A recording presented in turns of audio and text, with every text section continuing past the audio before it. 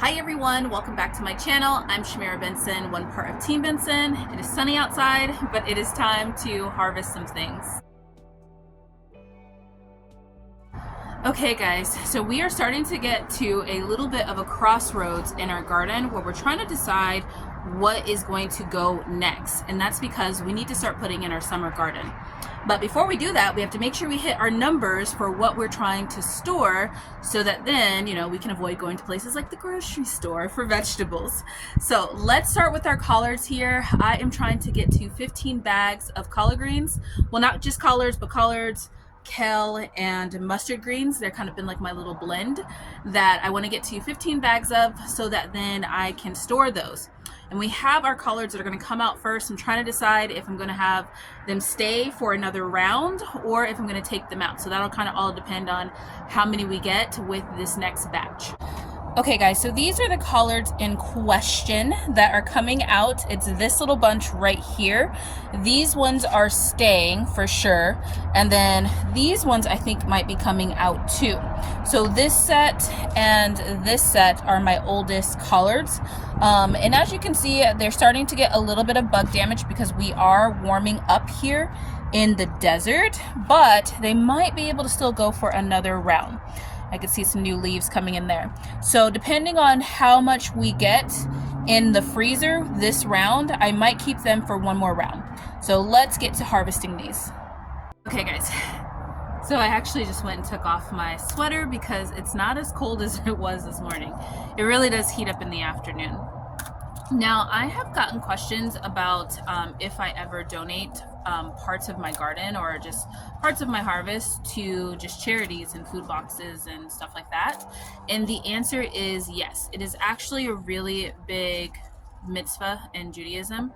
Mitzvah is like commandment in Judaism to give tzedakah, which is charity. And so what I try to do is if we're preserving something especially, I try and do whatever we're going to do in preserving it wise, and then the last 10% of the garden I will harvest it and I will donate it to a family that I know is in need or just to a food pantry or like a food bank.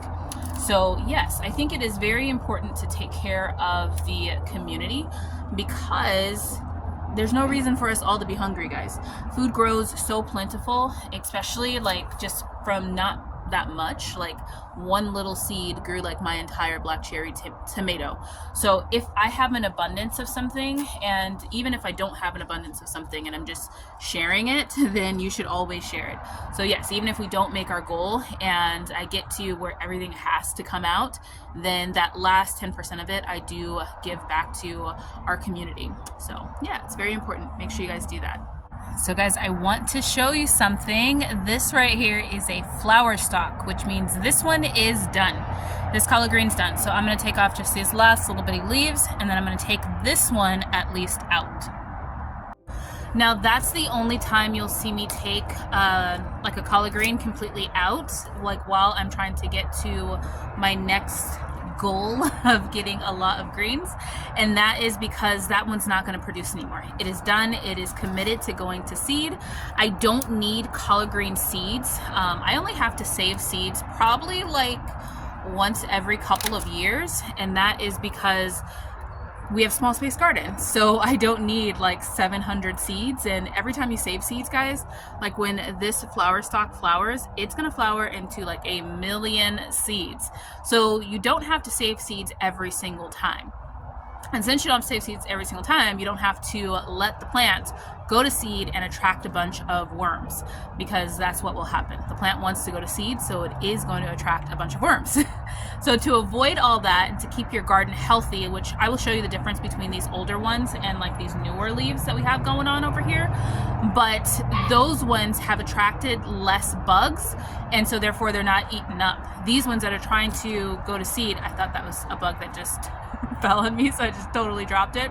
But these ones that are trying to go to seed, that's where I'm finding the worms at, because the plant itself puts off a chemical that says, come eat me, come eat me, take me out, so that then I can just go and concentrate on my flowers. So it's trying to get rid of all of these older leaves so that then it can concentrate and put all of its energy into this spot or this part of the flower. So yeah, so that's just a little fun fact. So guys, I went through and just checked to see if these ones had flower stalks too. They don't, so I think I can get another round of leaves out of these ones. Now, these are what I was saying that is the difference, that these ones aren't attracting any type of bugs.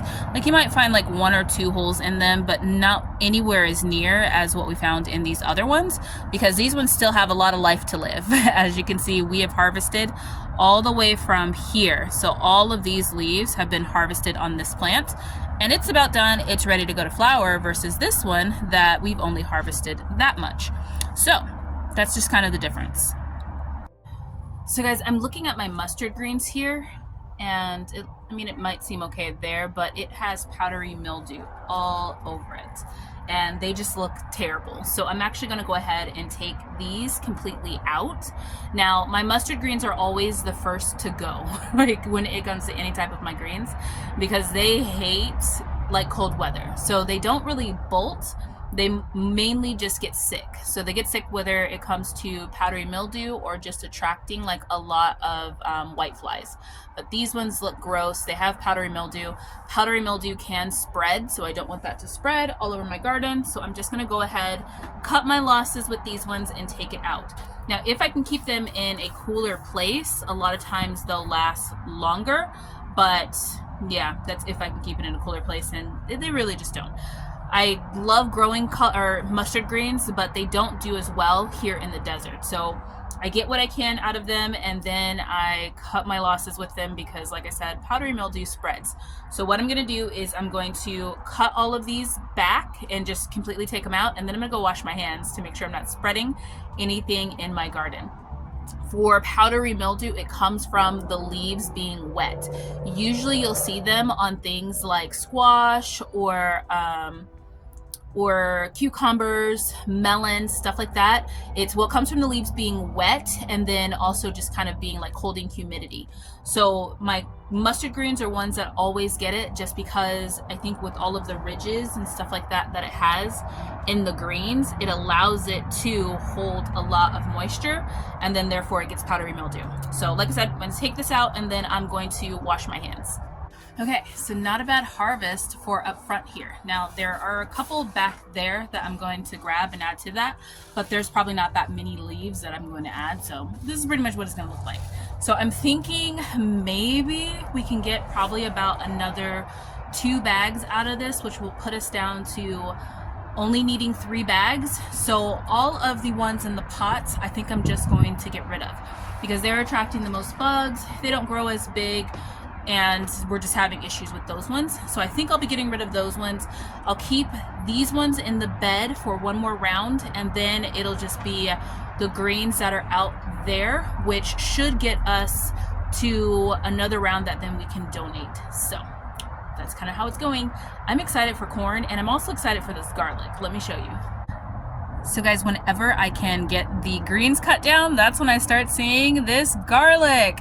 I have tried to grow garlic for years, and it never really grows, but this time I think I have some luck. I got seed garlic this time. We also have some onions over here too that are all looking good. So what the plan is going to be is, once we dig up these, or not dig them up, but cut these collard greens, I'm just going to put a big layer of compost right in there, like all the way to where it fills this whole entire bed, right between each row of the what do you call those things, garlic. And then I'm going to plant my corn all the way through. So while the corn is growing, the garlic will be growing, and then when the corn gets to be a decent size, the garlic should be done, and then we'll plant beans and maybe a melon in here. Now, before I leave this area, I want to grab all the spicy peppers. Now, these are the spicy peppers that we're going to be making a blend with. So I have Anaheim, and I'm going to be using these ones. I don't know what they are, but I'm going to be using these ones. I'm only going to grab the red ones because they don't have their full flavor and spiciness until they turn red. So we're going to grab those 2, and we let these ones, this one is the cayenne pepper, go red on the vine. So we're just going to let these completely turn red, and then we're just going to dry these out. These ones I'm not roasting. not a bad little harvest from the first ones. I'm also going to add some of the spicy peppers that are the spicy shishito peppers that Mark had sent, because those ones have some fire to them. They have a kick. So what I've been doing is letting those ones dry out, which I'm probably just going to roast those too, and with this batch, and I'm going to make just a spicy blend of different powders. Now this is going to be a powder, so what you have to do is you have to roast them and then dehydrate them until they're crispy and then blend them down to a powder. So these are the little spicy ones in question. They give you a kick.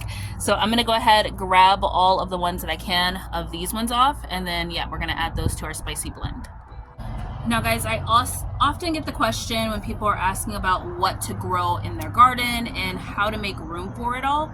And the trick is that you have to get your garden and your pantry in kind of a cycle, to where like this year I grew a lot of spicy peppers, and that's because we have like almost zero to no spice like powder in our house. So in order for me to get that in our house, then I need to grow the peppers in order to, you know, dry them and do all that stuff to make the powder. But the amount that these peppers grow and the amount of powder that's going to last, and the amount of powder that we actually use when we're cooking something, because a little bit goes a long way, we don't have to grow these every single year. So that leaves up room for other things. Like next season, when I take all of these out, I'm going to be growing sweet peppers, and my sweet peppers, those go in the freezer. So I don't make powders out of those. I chop those up, put them in the freezer, and preserve them. Right now we have a ton of sweet peppers in the freezer, so it's not that big of a deal that I'm not growing things like my bell peppers or my banana peppers, because we have that stuff in the freezer. So we can take the time out to grow our spicy ones, get our spice cabinet back to where it needs to be, and then go back and focus on our sweet peppers. So it's just about a rotation and what your pantry needs. So kind of look at that, kind of decide, okay, how long does it take for me to go through this? How long does it take for me to be able to replenish it?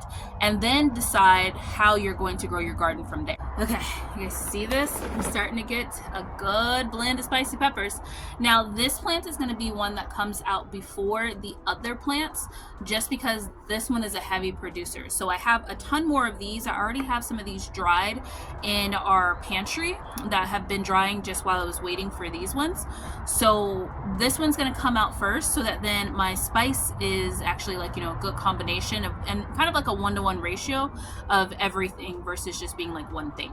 So yeah, all right, let's go find some tomatoes, and then I think we'll be done.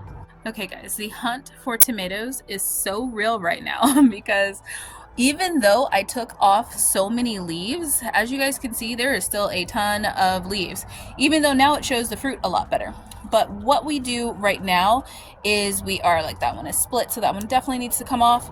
But we are looking for just things for fresh eating, because this plant will kind of ripen up all at the same time, but before that it will put off a few that we can eat at a time just for like fresh eating. So like all of these ones right here, but we'll be waiting for the big harvest with all of these other ones. You guys see this? This is absolutely ridiculous how many tomatoes are on here. I am so blessed right now. Why did my tomato do this? It split. It is because we had just a downpour of rain.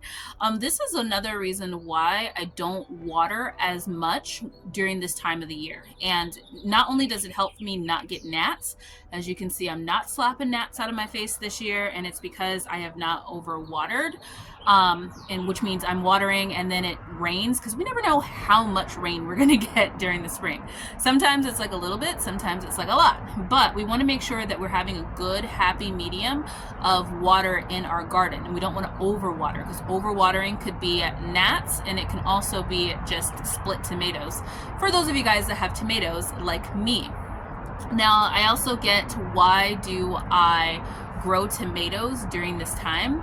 And the best reason that I can give for that is that I hate tomato hornworms. And as you can see, there's no tomato hornworms on here, because it's too cold for them to be out.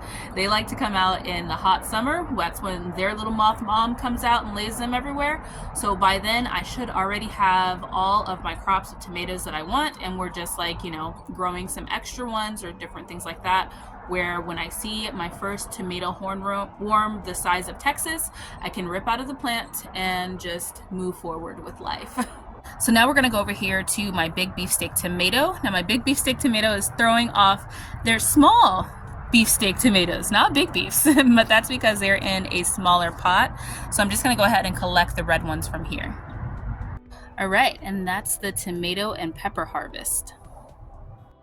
Now guys, it's so funny because the person that is really enjoying this tomato fresh eating situation going on right now is Mr. Benson. I can sit these out, and I always go to bed first because I go to bed a lot earlier because I wake up earlier.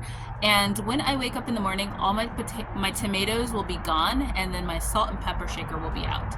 And I know that that night he basically just ate all the tomatoes. So he is really appreciating this time of the year. Okay, so these are the greens that I said I'm going to leave over here. They're protected by my big black cherry tomato from not getting too much sun, which makes them grow a lot slower. But I'm gonna go ahead and grab all of these off just so that we have them to add to our green collection.